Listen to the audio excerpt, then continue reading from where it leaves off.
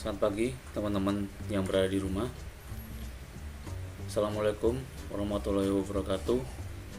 Salam damai, salam sejahtera, namo buddhaya, dan salam kebajikan. Teman-teman, pagi hari ini saya menjelaskan terkait dengan akuntansi dana pensiun. Nah teman-teman, akuntansi dana pensiun ini sebenarnya terkait dengan aktivitas kita di video sebelumnya atau materi sebelumnya terkait dengan ketenagakerjaan atau imbalan kerja. Dari aturan yang ada di dalam dana pensiun ada kaitannya dengan peraturan terkait.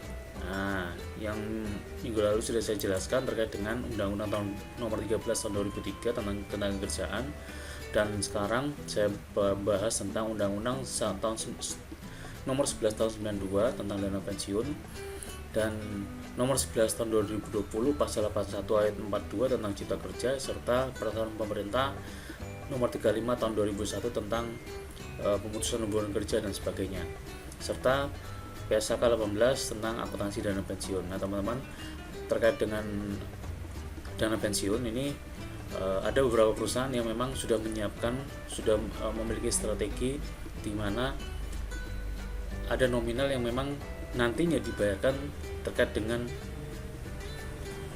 pensiun dari karyawan yang kita miliki ya. Nah, di aturan tahun 92 ini menyatakan bahwa dana pensiun merupakan dana hukum, badan hukum yang mengelola dan menjalankan program yang menjanjikan manfaat pensiun. Jadi ada badan hukum yang menjalankan program dan menjanjikan manfaat pensiun. Ya, jadi kita sebagai tenaga kerja, ada perusahaan yang memang sudah mengelola dana pensiun. Dari mana asalnya uang tersebut? Nah, kita lihat nanti di slide-slide berikutnya. Di tahun 92 dana pensiun pemberi kerja, di mana dana pensiun ini dibentuk oleh orang atau badan yang mempekerjakan karyawan selaku pendiri untuk menyelenggarakan program pasti, manfaat pasti, dan pensiun pasti. Jadi kalau dilihat di sini tahun 92 ini terkait dengan dana pensiun pemberi kerja ini, di mana pemberi kerja memiliki atau mengelola dana pensiun tersebut untuk karyawan ya. Dan dana pensiun berdasarkan keuntungan, di mana dana pensiun ini pemberi kerja yang menyelenggarkan program pensiun dan iuran pasti dengan iuran hanya dari pemberi kerja yang didasarkan pada rumus yang dikaitkan dengan pemberi kerja. Jadi ini merupakan salah satu beberapa prinsip dasar dari peraturan tahun nomor 11 tahun 92. Nah, di dana pensiun 92 ini, tahun 92 ini dana pensiun dan lembaga keuangan, ada lembaga keuangannya, ada dana pensiun yang dibentuk oleh bank atau perusahaan asuransi jiwa yang menyelenggarakan program pensiun iuran pasti bagi perorangan. Jadi ada salah satu bank yang memang kita percaya, misalnya ada perusahaan percaya untuk mengelola dana pensiun kita dan menyimpan dana pensiun kita, serta asuransi jiwa yang mensupport terkait dengan dana pensiun itu dikelola oleh salah satu bank, misalkan BTPN ataupun Bank Mandiri ataupun apapun itu yang sudah dipercaya dan dibentuk untuk mengelola dana pensiun karyawan. Maksudnya bagaimana dengan dana pensiun? Jadi setiap perusahaan itu ada sekarang ini malah justru perusahaan yang banyak yang tidak mengelola dana pensiun. Kenapa? Karena dana pensiun itu perusahaan wajib menyimpan sejumlah nominal untuk pensiun di saat tenaga kerja sudah memasuki masa pensiun. Artinya bagaimana? Ketika tenaga kerja sudah memasuki masa pensiun, ya otomatis perusahaan ini menghitung dana pensiun berdasarkan masa kerja, ya, berdasarkan masa kerjanya dia dan jumlah gaji yang dibayarkan pada saat ini. Jadi ini merupakan beban juga dari perusahaan, di mana perusahaan mengeluarkan dana pensiun ya dari hasil mereka menyimpan sejumlah uang untuk dibayarkan kepada karyawan dalam perhitungan, atau yang misalkan perusahaan itu manut pada undang-undang, ya berdasarkan perhitungan perundang-undangan yang berlaku. Ya berlaku yang bagaimana, undang-undang bagaimana, ya ketenagakerjaan, dana pensiun dan sebagainya, cipta kerja dan sebagainya. Ya jadi dibentuk oleh perusahaan itu sendiri dan disimpan melalui salah satu lembaga keuangan. Ya. Nah, sekarang bagaimana program pensiun manfaat pasti? Program pensiun manfaat pasti itu ditetapkan dalam peraturan dana pensiun. Jadi di tahun 92 ada perhitungannya berapa jumlah yang memang harus dibayarkan dan diterima oleh para pensiun. Ya, pensiun ada beberapa macam, ya, pensiun dini, pensiun bersyarat dan sebagainya. Nanti saya jelaskan berikutnya. Program dana pensiun iuran pasti, di mana program pensiun yang iurannya ditetapkan dalam peraturan dana pensiun dan seluruh iuran serta hasil pengembangannya dibukukan pada rekening masing-masing peserta sebagai manfaat pensiun. Ini kalau terkait dengan tahun 92 di dana pensiun iuran pasti ini, sebagian nominal dari gaji karyawan tersebut itu disimpan, ya, disimpan ke berapa persennya gitu, ya, aturannya 2,5%, 2,5% disimpan atau dikelola oleh bank, lembaga keuangan, ya, dan ditujukan pada langsung di rekening peserta masing-masing, ya, karyawan tetap maksudnya. Jadi dana pensiun ini memang diperuntukkan untuk khusus karyawan tetap. Kalau yang karyawan kontrak ataupun karyawan outsourcing tidak ada dana pensiun. Jadi dana pensiun yang diperoleh hanya untuk peserta atau karyawan yang sudah menjadi karyawan tetap, ya, pegawai tetap dan karyawan tetap. Kalau kontrak bagaimana? Tidak ada dana pensiun yang mereka dapatkan, apalagi outsourcing, ya. Nah, setelah itu dana pensiun ini merupakan tunjangan tambahan atas gaji dan upah yang diberikan perusahaan untuk karyawannya. Ini sudah saya jelaskan tadi, tunjangan tambahan atas gaji dan upah yang diberikan perusahaan untuk karyawan. Jadi ada perusahaan yang memang sudah menyiapkan dananya untuk pensiun setiap karyawan yang ada di perusahaan. Dana pensiun ini dihimpun dengan tujuan memberikan manfaat kepada peserta mencapai usia pensiun. Kalau swasta tuh 65, ada yang cacat juga, ya, ternyata pada saat bekerja dia mengalami kecelakaan kerja dan ternyata akhirnya tidak produktif dan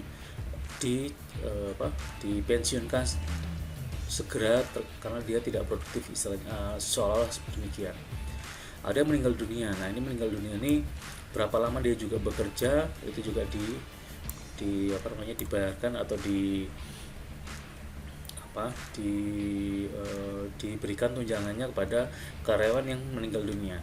Nah, jumlah akhir dari dana pensiun ini tergantung dari jumlah iuran dan pengembalian investasi yang diperoleh atas sejumlah iuran selama masa kerja karyawan. Jadi dana pensiun ini tergantung dari iuran atau pemotongan gaji dari karyawan untuk dana pensiunnya mereka. Nah, itu dia jumlah akhir pengembalian investasi. Jadi seolah-olah karyawan ini memang menginvestasikan dananya berapa rupiah itu untuk dana pensiunnya dia sendiri, itu masuk ke dalam iuran dana pensiun, ya. Nah, biaya yang ditanggung perusahaan dalam skema iuran didebit sebagai beban pensiun. Nah, ini beban yang ditanggung yang perusahaan dalam skema iuran didebit sebagai pensiun. Berarti belum memperoleh secara langsung kepada karyawan karena di debit kredit, atau kalau ketika perusahaan karyawan itu sudah memperoleh baru dikatakan sebagai beban pensiun. Tapi kalau belum memperoleh berarti ada pemberian di muka terkait dengan dana pensiun. Nah, manfaat dana pensiun itu ada yang tadi saya sebutkan, ada pensiun normal, ada pensiun dipercepat, ada pensiun ditunda, ada pensiun cacat. Pensiun normal itu masa kerjanya sampai dengan masa usia 65 tahun, dipercepat itu karena ada kemampuan perusahaan terkait dengan keuangan itu sudah tidak layak lagi untuk memperoleh aktivitas atau keuntungan di masa depan, akhirnya pensiun itu dipercepat, atau PHK dini atau pensiun dini ya. Pensiun ditunda itu terkait dengan penundaan masa pensiun. Misal 65 ternyata masih produktif dan dimundurkan 5 tahun untuk untuk tenaganya digunakan dalam aktivitas perusahaan ya. Atau pensiun tunda ini diperoleh oleh karyawan terkait dengan dana pensiunnya, tetapi tidak saat ini, misalnya bulan depan atau dan sebagainya, karena perusahaan melihat kemampuan perusahaan untuk membayarkan dana pensiun ini kepada karyawan yang sudah pensiun. Pensiun cacat itu yang sudah saya katakan tadi, terkait dengan kemampuan orang tersebut pada saat dia setelah mengalami kecelakaan kerja. Jadi akhirnya dipensiunkan dini karena dia mengalami kecacatan dan tidak produktif. Ini agak kejam, tapi untuk menyelamatkan usaha akhirnya dan menyelamatkan karyawan tersebut, akhirnya si karyawan dipensiunkan dengan alasan dia cacat dan tidak produktif. Itu bisa terjadi di perusahaan di lapangan sana. Nah, setelah itu dari tujuan PSHK, nah ini kita berbicara pada PSHK sekarang, di mana badan hukum yang berdiri sendiri dan terpisah dari pemberi kerja yang berfungsi untuk mengelola menjalankan program pensiun sesuai dengan peraturan perundang-undangan yang berlaku. Jadi di mana pemberi kerja dan badan hukum yang berdiri sendiri ini terpisah dari pemberi kerja. Jadi perusahaan itu memiliki pengelolaan dana pensiun tidak di perusahaan itu sendiri, karena khawatirnya dana pensiun dikelola digunakan untuk operasional, akhirnya dia menghibahkan atau dia menggunakan pihak ketiga terkait dengan pengelolaan dana pensiun. Dan ketika ada salah satu karyawan atau beberapa karyawan sudah di posisi pensiun, otomatis uang tersebut dapat dikeluarkan. Nah, bagaimana PSHK-nya, bagaimana perhitungannya, nanti kita lihat lagi ya. Nah, pemberi kerja ini memiliki kewajiban moral dan loyalitas dan kompetisi pasar tenaga kerja, di mana pemberi kerja ini memiliki kewajiban moral dan sebagainya. Karyawan, nah di mana karyawan kita sebagai karyawan ini di sini memiliki rasa aman terhadap masa depannya dia ketika dia memiliki atau pada saat dia memasuki masa pensiun. Jadi sudah dipotong atau perusahaan sudah membantu terkait dengan dana pensiun, dan karyawan tersebut yang masih memiliki rasa aman terkait dengan masa pensiunnya dia ya. Karena lumayan kok masa pensiunnya, dihitung-hitung ya bisa berapa kali gaji dan dia dapat duit berapa ya. Kompensasi yang lebih baik karena pekerja mendapatkan tambah kompensasi lain. Jadi adanya kompensasi otomatis memperoleh tambahan terkait dengan nominal ya. Ruang lingkup PSHK 18 di mana ada akuntansi dan pelaporan oleh dana pensiun pada pihak yang bertingkat. Jadi mereka mengelola dana pensiun ini pada pihak yang berkepentingan ya. Siapa saja ya bisa terkait dengan, kalau dia di sini Bursa Efek tetap dia menyampaikan laporan dana pensiun, tetapi kalau tidak, laporan dana pensiun itu diperuntukkan kepada Dinas Tenaga Kerja terkait dengan bagaimana pengelolaan pensiun. Jadi sebenarnya di Dinas Tenaga Kerja pun terkait dengan dana pensiun ini berdasarkan dari apa yang atau kemampuan perusahaan untuk membayar pensiun secara baik. Tapi kalau perusahaan itu tidak memiliki dana lebih, berarti terkait perhitungan lama bekerja dan gaji yang diperoleh tidak sesuai dengan aturan perundang-undangan. Bolehkah demikian? Itu prinsipnya boleh, karena dilihat dari kemampuan perusahaan. Jika perusahaan itu tidak memiliki program dana pensiun, kalau memang dia memiliki dan mengelola dana pensiun, otomatis dengan nominal yang dikelola dari setiap karyawan terkait dengan dana pensiun itu diberikan secara penuh menurut aturan undang-undang yang berlaku. Nah, setelah itu ruang lingkupnya ya, dia pasti ada manfaat pasti, pensiun manfaat pasti, dan iuran pasti ya. Nah, program pensiun manfaat pasti masih terkait dengan pembayaran pensiun yang diterima karyawan pada saat sudah tidak bekerja, otomatis bagian jadi pensiun ini diterima pada sudah karyawan tersebut sudah tidak bekerja. Nah, perhitungannya bagaimana? Dari gaji karyawan dan masa kerja karyawan yang saya sebutkan tadi. Penentuan berapa kontribusi yang dibebankan saat ini untuk pemenuhan komitmen pembayaran. Jadi adanya kontribusi ya nominal, jumlah nominal terkait dengan gaji karyawan dan masa kerja karyawan. Pembayaran pensiun dijanjikan pada peserta ditentukan berdasarkan rumus manfaat pensiun. Nah, ini nanti saya jelaskan di bawah. Iuran pasti, di mana pemberi kerja menyetujui untuk membayar kepada badan dana pensiun sejumlah tertentu pada setiap periode berdasarkan pada perhitungan. Ini mirip-mirip ya. Nah, pertimbangannya masa kerja perusahaan, masa kerja karyawan, tingkat laba perusahaan, dan tingkat gaji karyawan. Nah, kontribusi ini dana pensiun iuran pasti ini mengenai jumlah berapa yang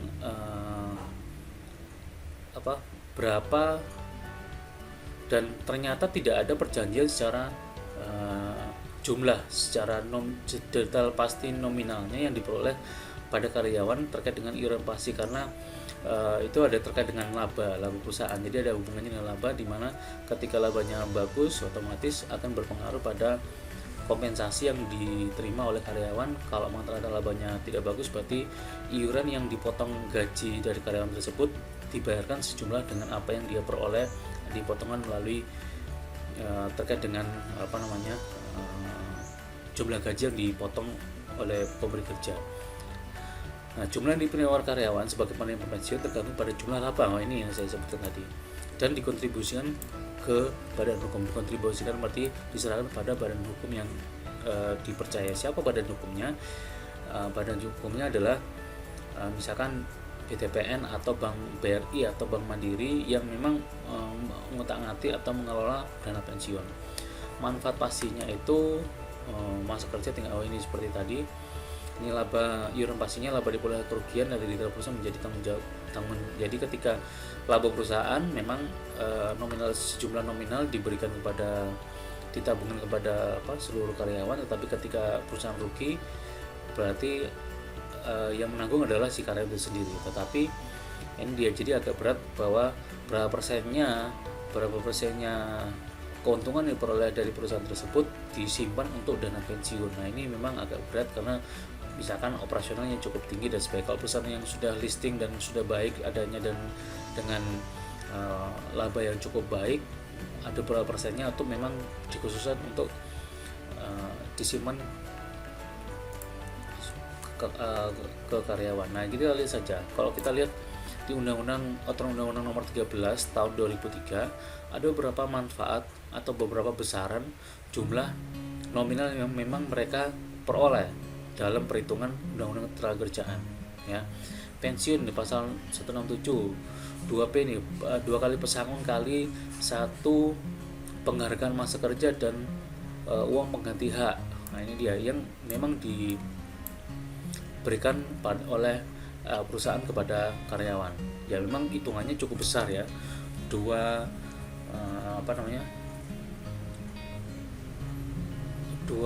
kali pesangon dari gajian dan sebagainya, atau pekerja meninggal dunia dan sebagainya. Kalau mengundurkan diri hanya uang penggantian hak, di mana uang penggantian hak berlaku pada minimal 1 tahun dia bekerja ya. Kalau perusahaan tidak mampu membayar uang itu berarti hanya nominal yang seadanya dari perusahaan tersebut. Kalau hanya dikurang dari 1 tahun, berarti si karyawan itu tidak memperoleh apapun terkait dengan pensiun ya. Diberhentikan karena melakukan kesalahan, itu ada aturannya berapa jumlah nominal yang diberikan kepada karyawan. Pekerja melakukan pelanggaran berat ya, pekerjaan berat, status akibat merger atau koalisi, ini ada aturannya juga dan sebagainya ya. Perusahaan pilot sakit berkepanjangan, nah ini ternyata diatur 2 kali pesangon dan 2 kali uang penggantian hak serta penghargaan masa kerja, berapa lama dia bekerja diberikan ke dia. di tahun 2013 juga mengatur tentang masa kerja. Di masa kerja kurang dari 1 tahun, oh ternyata di masa kerja kurang dari 1 tahun, di besarnya pesangon dikalikan upah ya, 1 kali, kurang dari 1 tahun sampai 2 tahun itu 2 kali, dan sebagainya itu sampai dengan 8 tahun, lebih dari 8 tahun itu 9 kali masa kerja yang 9 masa kerja 9 kurang dari 8 tahun itu besarnya pesangon sesuai dengan jumlah yang di perkalian jumlah besar pesangon dan masa kerja serta gaji yang dia peroleh. Nah, di tahun 2013 pula di tahun pasal 156 masa kerja kurang dari 3 tahun sampai dengan kurang dari 24 tahun masa kerja memperoleh penghargaan masa kerja kali upah. Nah, ini memang agak berat bagi perusahaan untuk mengelola dana pensiun, karena nominal laba yang diperoleh dari perusahaan itu untuk dibebankan kepada pembayaran dana pensiun. Makanya kenapa sekarang banyak perusahaan yang tidak memilih karyawan sebagai karyawan tetap, tetapi karyawan kontrak, karena bebannya di masa yang akan datang ya. Bebannya pada saat karyawan tersebut sudah di masa pensiun, itu bebannya di situ. Jadi misalnya kita 30 tahun bekerja, dikalikan saja berapa kali gajinya berapa, dikalikan uang pesangonnya berapa, 2 kali pesangon, artinya pesangon itu dari gajinya dia dikalikan upah atau masa penghargaan dan sebagainya, itu cukup besar nominalnya. Tapi kalau misalnya ternyata perusahaan itu bonafit dan memiliki loyalitas kepada karyawan terkait dengan masa pensiun, itu bisa terbayarkan secara baik dan diterima oleh karyawan. Nah, kalau kita lihat dari laporan keuangan dana pensiun, ada aset bersih ya, aset bersih. Setelah itu ada laporan perubahan aset bersih, neraca, perhitungan hasil usaha, laporan arus kas, dan catatan laporan keuangan, di mana memang ini yang memang kalau kita mengelola dana pensiun ini yang memang diupayakan untuk bisa disajikan ke dalam laporan keuangan.